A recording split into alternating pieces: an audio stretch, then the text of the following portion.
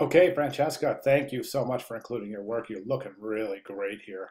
I also looking at your writing. Good job. Wow, you are learning. That's fantastic. I love it. Yeah, I can tell just by your writing that you've looked at the videos, you're learning, and you're applying what you're learning, which is fantastic. And that's the really neat thing about typography, and that's a really neat thing about teaching typography. You get to watch students start using these techniques immediately, so you're actually watching students improve right in front of your very eyes. It's so cool. And also as a student, and I remember back when I was a student studying my first typography classes, I was like, wow, I'm a better designer than I was last week. So it sounds like you're kind of experiencing um, the same kind of thing. So that I'm just really super pleased to read this first paragraph. Fantastic. So we have something else I wanted to.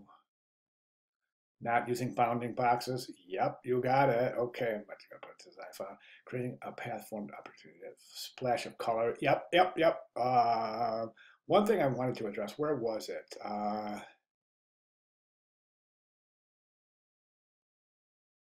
Learning is not bounding. Oh, where was it? That's a brochure or guide. Experience. Negative space. Have a habit of adding text and graphics excessively. You know what, Francesca? Most students do. Most design students do. As a matter of fact, I'm going to be honest with you. I see it in a lot of entry-level designers as well. I mean, I spend a lot of time with students trying to break them out of this habit of just filling the page with elements and not understanding. Think of a symphony, okay? Think of an orchestra. Think of a symphony where the relationship of sound to silence is so impactful, and it's a critical part of any symphony is that the silent areas, right? So think about that. Think about negative space as the silent areas of a symphony. Okay, let's go ahead and jump right over to the front. This is neat. I love this. I really think it's such a cool way to add color. I'm not sure about the circles and the ovals, so I'll talk about that in a second. But let's get straight to typography. I think you've done something really, really cool. I don't think it's working, but well, I'm not saying it's not working. Actually, it works over here, but it's a little problematic right here. And what I'm talking about is you've taken this lead right here from the logo. You've used it here, and I'm talking about this line being indented a little bit from the top line above it. We see it here, and you've continued it here, here, here. So that is a really, really cool thing. I loved seeing that. That's cool. The problem is that over here, you don't. Oh, wait a second. Let me grab my straight edge. Oh, wait a second. No, you don't. You're not. Actually, you are. Yeah, you are, but it's almost I would bring this over a little bit, maybe just to try to. I almost didn't see. I thought that was all left aligned, but I can see you do have that little indent, so that's awesome. I think it's a great choice. I really do. I think it's really neat. Okay, now the front. Let's start with the front panel, of course. Now the front panel, we got a little problem with the logo and that because the logo is presented as probably what I'm guessing it's a JPEG that was either screenshotted off the website. Now, what I would like you to do is try to find a PNG of Pet Community Center logo. That way you have a transparent background and you won't have this big box right here impeding on this circle, okay? So we've got Pet Community Center, which personally, I think it's too high in the composition. I would bring it down a little bit. Which is going to entail probably having to reduce the size of these images, maybe even not even including 4. This configuration right here is really, really visually stressful, and not in a good way. There's a lot of visual tension here, but it's not good visual tension. It's more stressful. And I'm talking about the 4 images that are all 4 are different sizes. So we have this kind of unequal, these spaces are just really, really unusual. I would recommend either using, if you want to do a little grid of images, 4 images, just crop them or make sure they're all 4 the same size so that the space between is equal on all 4. I don't think you need the frame around the images either. I'm not saying it's not a bad thing, but you know what is a really cool technique as opposed to framing it is just taking a box the size in the back, color the box, place it in the back, and offset it a little bit. So you get a little bit of dimension instead of this frame. Do you see what I'm saying? Um, maybe, I don't know. I don't know. 4 images might be a little bit too busy for the cover. If you do elect not to use all 4 images, you only want to use one, which is perfectly fine. I would use one where this is a great image right here because it's got a wonderful interaction, human-animal interaction, which is what Pet Community Center is all about after all, right? So, and then I think you're a little bit of compromised hierarchy because this little tagline here is actually bigger than the logo. So you really want to drop the size of that, scale that down considerably. So it doesn't compete with the logo. Okay, off to the back panel, which I think in trifold brochure design, I think the back panel is always the most difficult to design.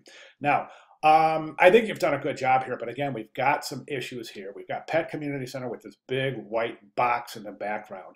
And it's just really interrupting the flow and the continuity of these gorgeous shapes that you've created. And this shape right here is really stressful, visually stressful. And again, not in a very uncomfortable way. So is this box right in the middle of this beautiful gradated circle. Okay, improvements here. I would say Pet Community Center first, the logo. And then I would just say contact or visit our website to learn more. Don't even drop that. Just say contact us or just contact info or something. So you have logo, contact info, then you have your contact information, and then you have your social media icons. Wondering if, yeah, that should work. Yes, that will work. Okay, I was looking for congruency in hue, and there it is, right there in the logo. So that's awesome, right there. Okay, this is fantastic. If I think that your subheads are too large, I really do. I would reduce the size. They're overpowering. One thing I always recommend students do is print out your page, but make sure you print it out in black and white and in in grayscale. Quick draft. You don't want to use all your ink. But all I want you to do is print this out, quick draft, black and white, just to take a look at the relationships. A lot of times on screen, type looks way smaller than it is on print. When you print this out, you're going to go, wow, those headlines are huge. So you'll probably consider reducing the size there. Okay.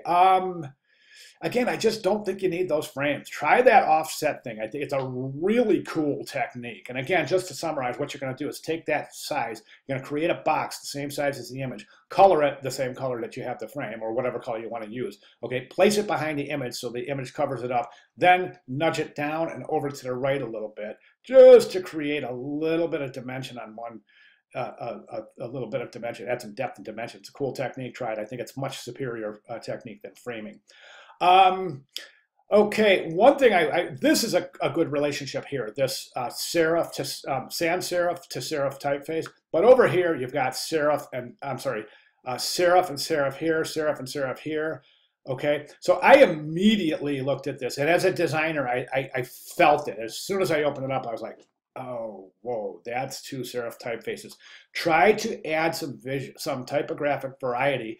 This is a really nice relationship right here. I would recommend using this typeface for your subheads, and maybe even actually you are using it for your headlines. It looks like that's cool, but I would use a sans serif. I would use it again for your subheads, so you have this sans serif relationship between subhead and body copy.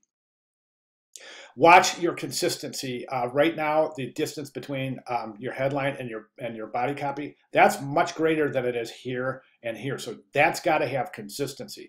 We typically use a style sheet for that. That would typically done in paragraph styles. This rag right here is really unsightly because it just this crazy angle right here. It almost makes an arrow right there. It does definitely create a shape. So I would definitely drop up to the next line and maybe highlight. Let's get rid of that angle. You don't want severe angles in your rags ever. That's another one right there. Excuse me.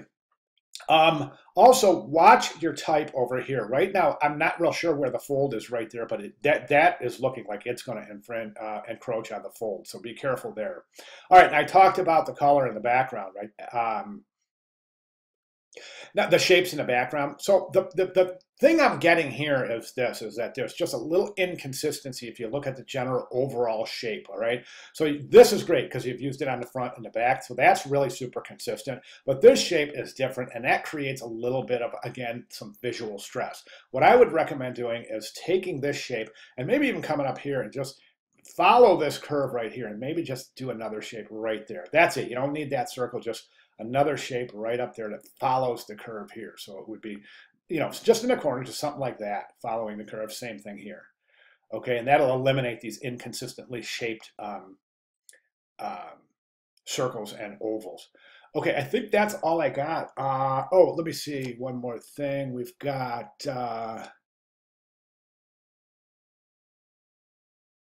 oh, nice, nice. Old style figures. Outstanding. I love it. Small caps. I love this. Yes, yes. As you can tell, I get super excited when when I see students learning. So excuse me, I apologize. Anyways, oh, I'm so pleased. Love it, love it. All right, so those are my recommendations. Really nice work. You've worked your butt off on this, Francesca, and it definitely shows. We are quite close to a portfolio um, worthy consideration for this piece right here. So any questions at all, please let me know. But again, outstanding work. Thank you.